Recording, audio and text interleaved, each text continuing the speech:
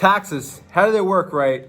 What's up guys, Zacking here, and in today's video, I'm gonna break down exactly how taxes work for wholesaling real estate and exactly what you need to know about taxes. This is basically a presentation I had about taxes for wholesaling real estate. I think it was very valuable. I think it's really important for all wholesalers to understand how taxes work so you can actually go out there and learn how taxes really work in the real world for wholesaling real estate, just so you understand and you have knowledgeable process on it. And most importantly, how you pay the least taxes possible for wholesaling real estate. Before we get into it, smash that like button and subscribe, and let's get into it. I'm ready to go. I'm excited to share exactly how to do it, what you should be doing and everything. So before I get into it, I have to say this, the least exciting part of the video, but I'll have to tell you guys, I am proudly not a realtor. I am not a lawyer, CPA, financial advisor, none of this stuff. I was just a 17-year-old kid that learned wholesaling real estate, and basically I went full-time to wholesaling ever since I was in high school. Now, yeah, I have a bachelor's degree and I took accounting classes and I got A's in all those classes, but I just because I have an eidetic memory, like I really didn't learn too much. I'll tell you this, the college, like I went to, I didn't really learn accounting too well. Of course, I took all these classes for it. Didn't learn really anything, finance, all that fun jazz. Didn't really learn anything too practical for it. This is all the tax information I learned from actually running a business for 5+ years. I did my own taxes for 3+ years, in years where I was making like 500K a year, 300, 100. So I feel like I'm pretty qualified in a wholesaling sense to talk about this, but not in an advisement special part. This is going to be sort of the part where I'll tell you what I recommend for wholesaling, but just understand I am not this tax professional person. This is not consulting advice. This is all per what my lawyer tells me to say. This is for entertainment purposes only. So if you guys are ready to go and get it going, let's break it down. So let's break down the top part here, taxes. The only thing that are guaranteed in life is death and taxes. And we're not going to be talking about the former, or we'll be talking about the latter. So we'll be talking about taxes today for wholesaling. So basically, if you don't know what taxes are, it's basically a portion of your income you'll have to pay to the government. We can cry all we want. We're going to have to pay our taxes. There's ways to get around paying taxes, things like that. But most people are going to have to pay taxes. And the unfortunate truth is someone will tell you off the bat, oh, I make $50 million a year and I pay zero taxes because I'm the smart person. I'm not going to break into the theory of accelerated depreciation, depreciating things, because you're just kicking the can down the road. You will be paying those taxes one day, especially when you recoup that. So you will be paying taxes. I love when people tell me that, oh, I pay zero taxes because I do rapid depreciation, all these strategies. That's great. See you next decade. You're going to have to pay your taxes. So I'm telling you right now, we're all going to have to pay taxes. I want to show you exactly how they work for wholesaling and how to pay the least amount of taxes and tax structure stuff. I know it's not fun, but what I'm telling you is the information I'm going to give you. And for most wholesalers, I'm going to give you some information that'll probably save you, I don't know, 20, 30K if you know how to do it right, or something you can give to your tax accountant if you have one in the future, because accountants miss a lot of stuff. I'm telling you right now, they miss a lot of stuff that's very interesting. I don't know why they miss them, but some of them do. So this is just good general knowledge for you to know. So let's kind of break down the types of taxes we'll talk about in wholesaling, just so you have the best understanding of it. The reason why I like saying this is so you understand what's going on with your money, exactly how to sort of explain taxes to your sellers too. So this is kind of a knowledge part two, where you can explain to your sellers how taxes are going to work also. That's actually going to help you out too. So what are the type of taxes that you as a real estate wholesaler have to pay? First of all, we got federal income tax. Boo, right? Like, no one's a big fan of paying tax. I'm just going to explain it. So federal income tax for wholesaling real estate, we will have to pay that. For certain states, you're going to have to pay state income tax. So we'll break down a chart exactly who has state income tax, who doesn't. We're going to break down all the charts today on it. Just understand, especially for taxes though, for wholesaling real estate, this is not wholesaling subject to creative. This is wholesaling real estate, selling contracts via assignment of contract for a profit. That is income. Let me say this one more time. When you assign a deal, so you put a property under contract for $100,000, you sell that to a cash buyer for $120,000.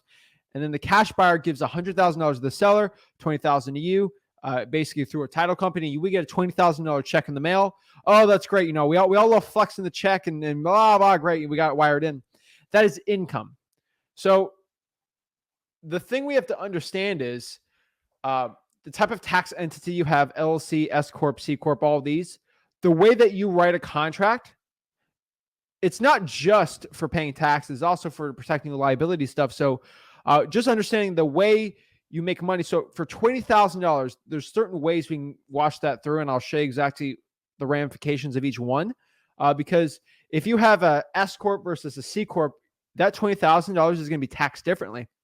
And depending on how much money you make, you could probably save money with an LLC, or you could save money with a C corporation. I want to break down exactly how they work so you understand the income levels you can guesstimate for the year, so you know how to pay the least in taxes.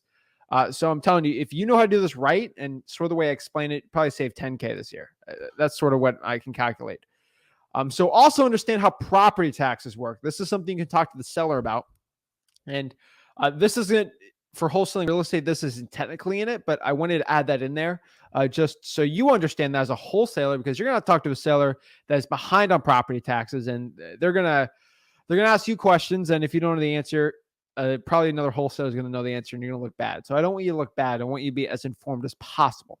So property taxes work is when you own a piece of real estate. Again, this is not wholesaling related, but when you own a piece of real estate, the property assesses the value on that, usually lower than the real value in most municipalities and counties, and you'll have to pay a portion of that assessed value, a percentage of it, in property taxes. This funds the police, firefighters, schools, teachers, roads, etc.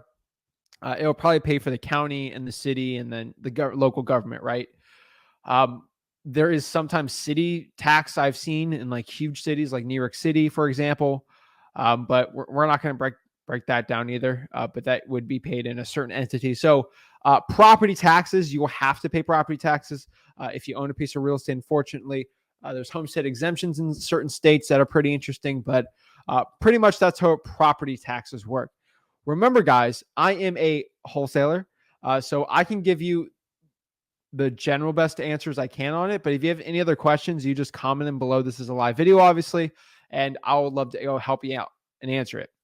So let's talk about another reason why I'm talking about this is kind of a liability part.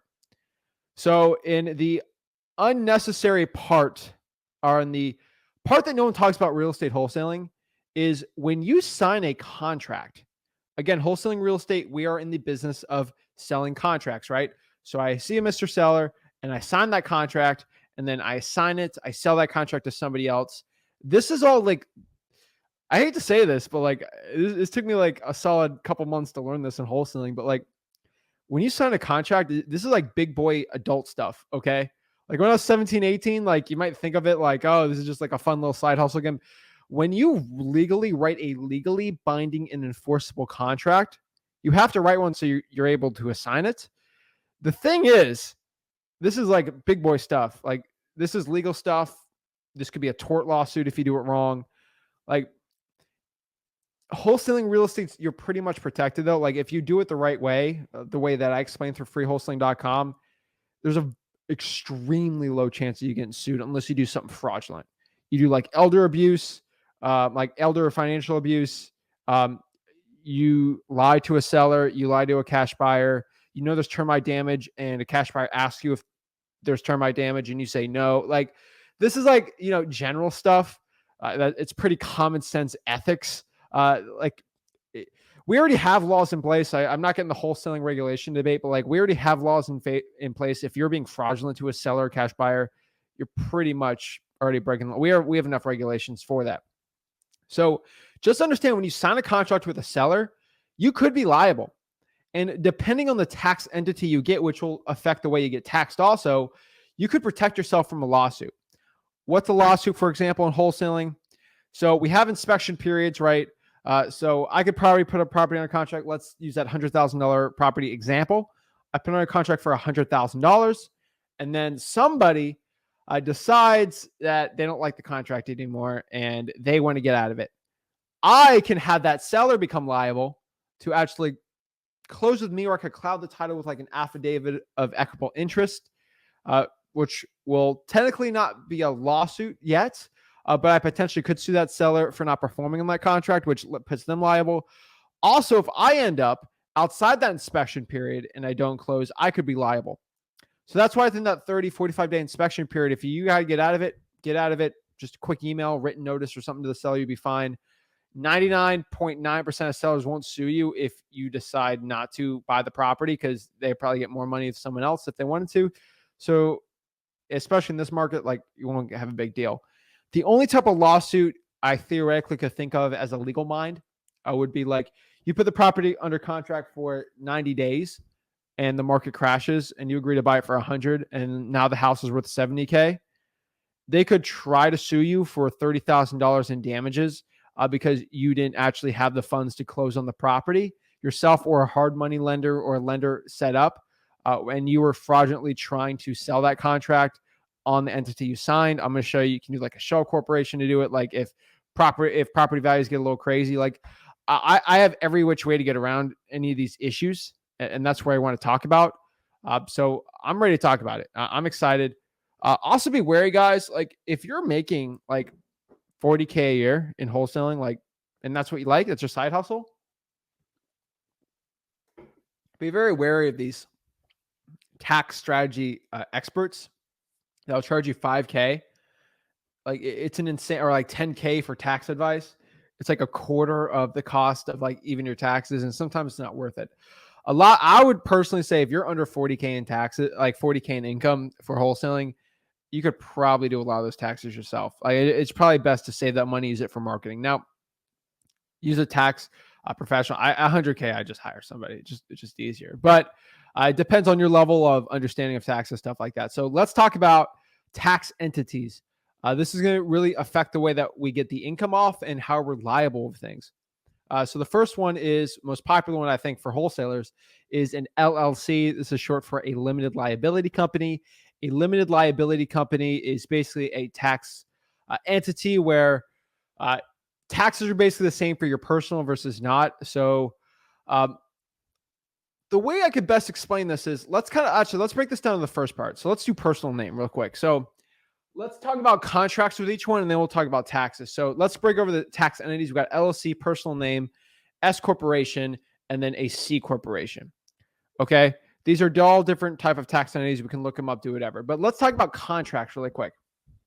So if I sign a contract, you can legally do it in your legal name that Zach Ginn agrees to purchase this property from John Smith at 123 Main Street, signed Zach Ginn in his personal name. You could be liable if you do it. I think you should get at least 2 deals before you get an LLC. So a lot of people do it in their personal name. That's fine. The problem is if someone tries to sue you for something stupid, you could get sued in your personal name. And it's kind of interesting. So you got to be careful with that. So in your personal name, you could get sued if you do something there. So your personal assets you own, your house, not your house technically if it's homesteaded in certain states, but we won't get in that legal stuff today. But like, your car, money in the bank account, you could get sued for that. Now, that's why a lot of people actually have an LLC. And an LLC is if I have, Zach Home Buyers LLC, and I have personal Zach, and let's say I have 100K in my bank account in my personal name, and I have 10K in the bank account for Zach Ginn LLC or Zach Home Buyers LLC. If Zach Home Buyers LLC signs a contract and I do something stupid or something, and nothing that's like, criminal, like fraud, or like something like criminal, you're going to be fine. Now, let's say, you steal from a store and then you're like, well, Zach Home Buyers LLC stole it. Arrest the, no, you're personally broke the law. You probably get personally arrested. Okay. I'm talking for like a civil litigation or like a civil suit, right? So if Zach Home Buyers LLC knows there's termites and he doesn't disclose that, or he does something bad and he doesn't tell you there's like if there's a methane gas leak and like the seller, gets damaged or something, not good, but understand that person, or let's say you just say there's termites and you didn't know, and there's like a bogus lawsuit that like you're the problem. And honestly, the seller, that's the issue. But let's say Zach Ginn Home Buyers LLC gets sued. you could sue me for the entire company of $10,000 in that bank account. Now, if you can prove that this was a company transaction, the wholesaling real estate, and you didn't use your personal funds to go do the marketing, you didn't use your personal funds to drive there, like you used the company card to buy the gas, stuff like that, you're going to be fine. Make sure the company buys a pen, the company pays for the printer, like if you make sure the company did everything as a corporation, that's good because that means that they can only sue Zach Homebuyers LLC. Now, I'm not a tax professional. You could pierce the corporate veil, quote unquote, if you're going to do this to buy your personal home, right? But for most times of business transaction, they could sue Zach Homebuyers LLC for the 10 grand. That means my $100,000 I have in my personal name is protected. That's pretty cool. Also, this is good because let's say I do something stupid in my personal name. Let's say I decide to touch a piece of art that's worth $100,000 and I touch it and it bursts into flames. And the sign said "Do not touch," and I signed a waiver saying I'd be personally liable if I did something at an art museum. They could sue me personally, but they can't sue Zach Homebuyers LLC unless I did like something terrible. The only instances I see where it's a personal name situation where the company gets involved or their assets get liquidated, if like a child support or something like that. You could co-sign your company for a lease or something. That's what I've seen. So yeah, that's what I've seen. That's why I get protected. Same thing with an S corporation and a C corp. These are separate corporations versus that personal name, which will help you get protected. A lot of people like having the stuff in for rentals too, so you're protected. People love that stuff. Also understand that each one has different tax delegations. So with an LLC, S corp, and C corporation, let's say I go purchase, let's say I go and purchase, a nice briefcase for $100 to put my contracts in. Okay, something like professional, right? Or I buy a collared shirt for $50 that says Zach buys houses, or something like that. Actually, better example, I spent $100 on bandit signs, okay, or like on direct mail, something, Zachin LLC or a Zachin Incorporated or a Zachin Incorporated. If I spent the $100, I could write that $100 off my taxes. That's pretty cool. So let's say I made $1,000 that year, and then let's say taxes really for nice numbers before you into it is $100. Is 10%. That means I would pay 10% of that $1,000, which means I'd pay $100 in taxes. Now, the cool part of writing something off is $1,000 was what I put in revenue. I spent $100 in marketing. So that means the profit was $900. That means the profit gets taxed, not how much money I made. That's the cool part about having an LLC, an S corp, or C corp. You can write a lot of stuff off. For example, like my truck I own, I can write that truck off. I can appreciate that. It's great, right? And if I go to a house or something, I can write off the gas. It's pretty cool. So that means, especially as an entrepreneur, a lot of everyday expenses most W-2 employees have, I can write a lot of that stuff off, which is really cool, which means I just pay less taxes than the average person. So that's something I like. Cool. So that's pretty fun. Like, for example, I got a nice gaming PC here. You can see right now that this is a really nice gaming PC. I'm using that because I need the best PC possible for my live streams, right? That's pretty cool. Let's say, for example, I wanted to get into PC gaming too, and Flipith Rick wants to expand into gaming streaming. I could play video games on a computer right here that I could write off absolutely for free, which is awesome. Cool, right? So you get great uses for it. If I want to watch a Dolphins game on this background, I could literally pop up Miami Dolphins game and it's blown up. It's awesome. And I can actually write that off. Pretty cool stuff, right? Because I'm using it. This is technically for a business purpose. Awesome, right? It's great. So that's why I'm telling you, it's like it's stuff you can do, right? So understand that. Now, this doesn't give you an excuse to go buy a top of line PC for getting a Podio, right? And using it for a CRM. Like, I don't give an excuse to waste money. Use it for something that's efficient and stuff. So just understand that, especially with an LLC. That's the point of it. You can write things off. let's kind of break down exactly how these taxes work. So an LLC is taxed personally. Just it's a limited liability company, so that money gets washed through. So you get liability protection, and then it washes through your personal name. S corp does the same exact thing, except the reason why I like S corporations is because they can be elected to a C corporation pretty quick. Also, there's special deductions with the Tax Jobs and Cuts Act that has not been changed yet. Where I'll give you the exact specifications on it, but I believe if you're under a certain amount, which I'll tell you later, you could probably write off almost 20% of your revenue, just deduct on top of all your deductions, which means you could save like 20% on your taxes on additional, which is pretty cool. Then C corporations, they're taxed at 21% currently. I know the current presidential administration has been gunning, like their goal is like 28%. That hasn't come to fruition. Congress is in like a deadlock right now. And with the midterm coming up, I don't see that changing for at least a year or two.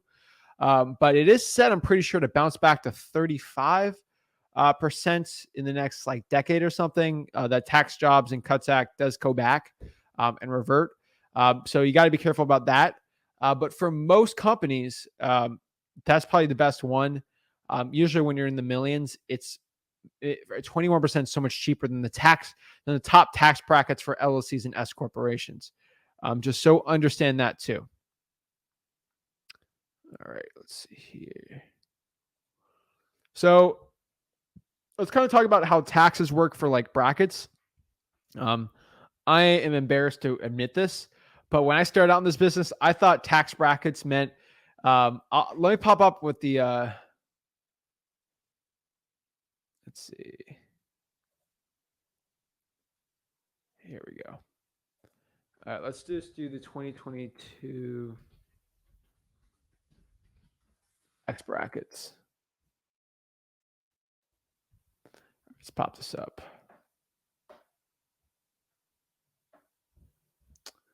Okay. So this is like the best explanation I can find. So let's pop it up here. So this is a tax bracket right here. I can pop it up and kind of show you. So as you can see here, for a single filer, if you're married, it's different. I used to think like when you made 41,775, all of it's at 12%. And then if I made $1 extra, all that income was now 22%. It was a huge jump. From then I turned about 18 and I learned about taxes, and how it works is it's basically it's bracketed. So it's every dollar above 775 is 22%. So for example, if you make a certain amount, at least 41,760, let's say you make $89,000, you have to pay this much plus 22% of over every dollar over that. And then it's capped off at 37%. And if you're married, it's pretty much this, and then pretty much the same here. So if you're married, it's basically helps you out a little more, which is nice. But that's how those brackets work, basically for your income. So you can see here that if you have to pay 21% flat tax for a C corporation, roughly, I would say for most states, above $350,000 is when it starts making sense to have a C corporation. We also understand that's $350K profit. A lot of people can write off rent. A lot of people can write off other things. Remember, get your own tax professional advice. A lot of people take, business trips, stuff like that. So just understand that. All righty. So we got a question. So for example, here I got asked here, where do you find the tax bracket info? I just looked at 2022 federal taxes. I'll go put the link in the YouTube comments really quick so you guys can see this. So go on the YouTube comments and see it, but those are the tax brackets currently for 2022. Just so take a screenshot on that if you want. I'll give you a couple seconds, and then we'll break down how state income taxes work. Definitely not the most fun thing in the world, state income taxes, but break it down.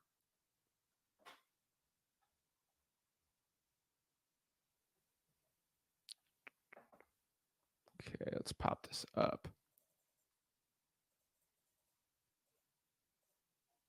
Oops. All right, let's pop this up. And so for state taxes, it's like that, except your state will want a cut of that too on top of that. So if it's 35% is what your taxes are, if you're in a state, maybe it's 5% for the state income tax, and you have to pay an additional 5% on top of that to the state. Now, some states you're allowed to write that off on the federal, so you pay state first. And so this is where, so a state like Texas and Florida, so I'm in Florida right now, I pay $0 in state income tax, which is nice. But remember, I have a C corporation, so I have to pay that. And if you're a C corporation, you actually have to pay a that 21% plus a state federal. You don't have to pay a state, a state corporation tax. You don't have to pay a state corporation tax if you're an S corporation or an LLC. Some of these are gradual, so I'll show you the chart here. But each one's a tad different. So these are the top marginal individual for 2021. As you can see here, Pennsylvania is a flat 3%. Virginia, North Carolina, South Carolina, 7%.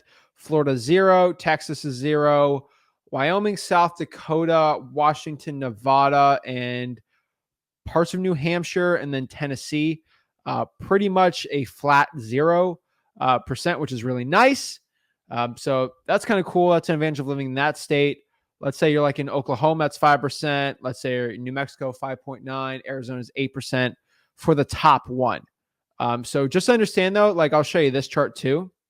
You can deduct, you can make standard deductions, which are really nice. And this is like the full chart. So I'll put that in the comments too per state.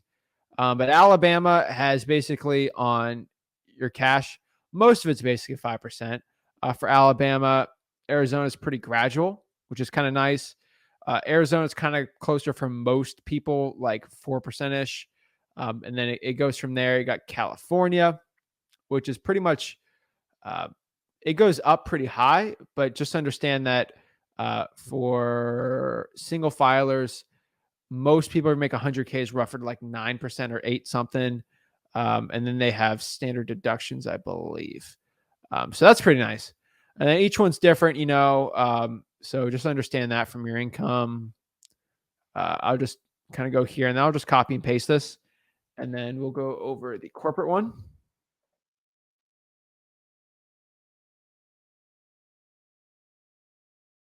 All right, let's pop the next one out here. Let's go see this really quick.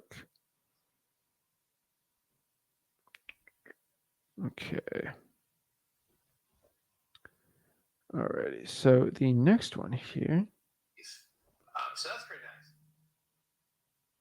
Let's see here.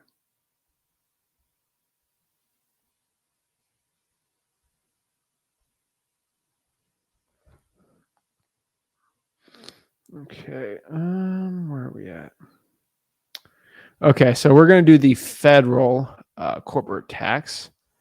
So the federal, so corporate tax by state. We'll pop that up. Okay, we'll pop this up really quick. Okay.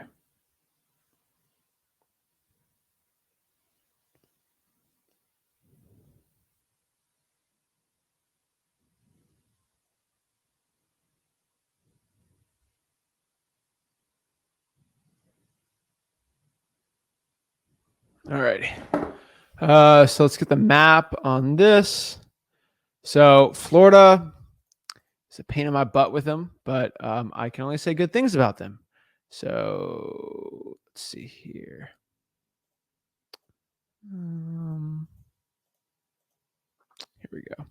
So these are the state corporate ones you got to pay. So as you see here, we got 5.5%, 7. Texas is like they have a weird like receipt tax on it.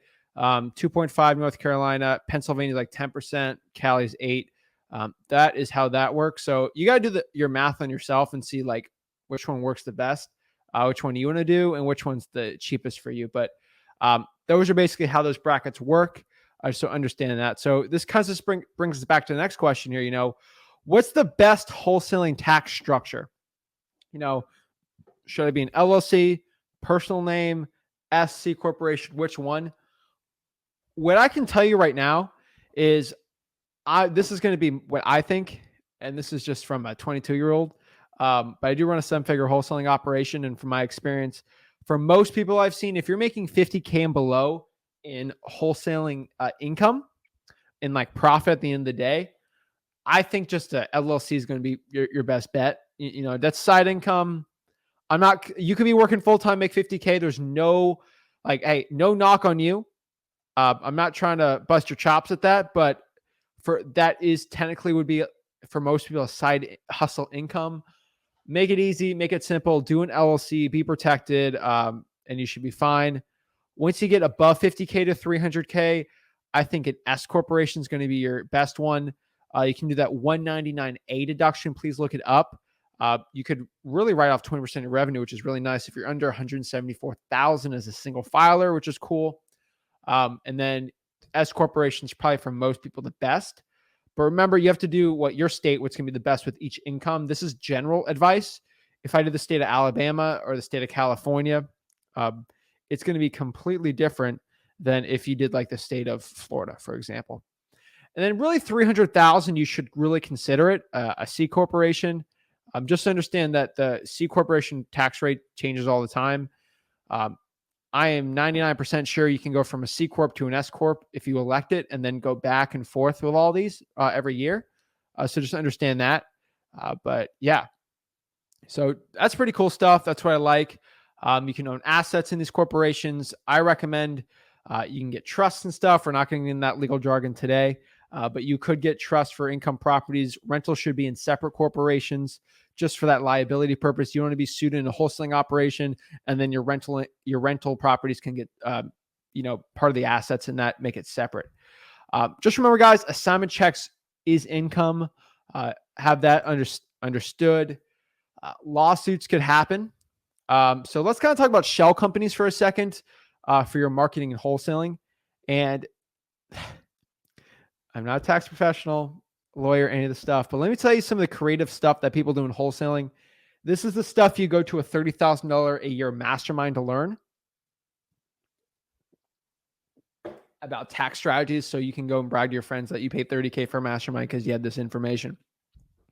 Let me tell you the skinny of the stuff nobody talks about behind closed doors for taxes, entities, stuff like this. A lot of your wholesalers out here are actually going out here and you technically at a large level, you could be considered brokering for wholesaling if you do like an insane amount. So you got to be careful with that. That's why a lot of people do shell companies. One example, let's say for a quick example, if you're wholesaling for that $100,000 deal and you're actively marketing with the same, so if Zach Ginn Home Buyers puts a property on contract for $100K, and then Zach Ginn Home Buyers Facebook page, which is owned by the LLC, markets on Facebook to actually go and try to sell the deal. If the seller finds out, they could get mad and try to, anyone can sue you. I could sue any of my people commenting for emotional damage. It doesn't mean you're going to win. It doesn't mean I'm going to win, but if you have enough money, you can sue anybody, right? So just understand that. But if someone decides to sue you for something, a lot of people do shell companies for their marketing, which means basically Zach Ginn LLC is basically has under contract, but Ginn Corp Marketing LLC decides to market it to a cash buyer. Technically, the marketing is being done from the separate entity, and that entity is not wholesaling. So let's say, for example, if they theoretically, this is all theoretical, let's say there's a law in a state, Sooner or later, there's going to be a state there that is going to regulate the way you market. Sooner or later, there might be a state that doesn't like the Texas Longhorns. There might be a state that used to be good in the 80s for football. State that doesn't have any NFL teams. A state that's known for its fracking. That makes a law out there about how you can't do marketing on a contract if you have a property under contract. I know a lot of people get around laws sooner or later. Or there's sometimes cowboys that do this, that make a marketing company that's a shell to market the deal. And then if a regulator wants to go after somebody, it's the marketing company that did it, not the company that had it under contract. You're technically protected from there. Also, the shell companies will do creative, like insane marketing. The point of the shell companies, if you sue, Gin Corp Marketing, that corporation has $0 in its bank account or like $1,000 in the bank account. So if you try to sue for $1 million, you're going to get $1,000 from the shell corporation, which has like $0 in it. A lot of people used to do this RVMs, texting things. So people used to do cold calling straight through, Gin Marketing LLC. And if you sued me for breaking TCPA or like consumer protection laws for cold calling, technically that shell corporation, which has zero money in its bank account, you're suing a company that has $0 in its bank account. And then you won't get anything from suing technically me for cold calling you. And then usually you have to have a separation of church and state with that. So maybe, Gin Home Buyers decides to pay them to find leads for them. And that's technically separate. So maybe it's the shell corporation that is being sued and it doesn't have all these rental properties there. I'm telling you, this is all theoretical, but a lot of wholesalers, the big boys, do this. They don't talk about it unless they're behind closed doors in a big mastermind. And this is stuff that I just unveiled the curtain of and just showed you. A lot of them do this. Big Apple does this too. Like a lot of people do shell corporations to pay the lease and taxes. Usually got to pay a pretty good lawyer and tax attorney to be doing this. But that's what they do. And just understand the bigger people in wholesaling understand that too. And you go off of that. So in my opinion, that's how taxes work for wholesaling real estate. Those are kind of the strategies people go around on paying the lease and taxes, reducing their liability to zero. A lot of these shell corporations are in like Wyoming, for example. They're in Nevada. I've seen people do them in like Texas. These are basically corporations where if you get subpoenaed, I believe you actually don't have to actually give it up or give up the address or something like that, or they can't depose. There's certain laws in Wyoming, Nevada. Some people do trust in like Delaware too, where the board of directors is in public. The address is in public, and it's almost impossible to go find a corporation from some of those states. So just understand that.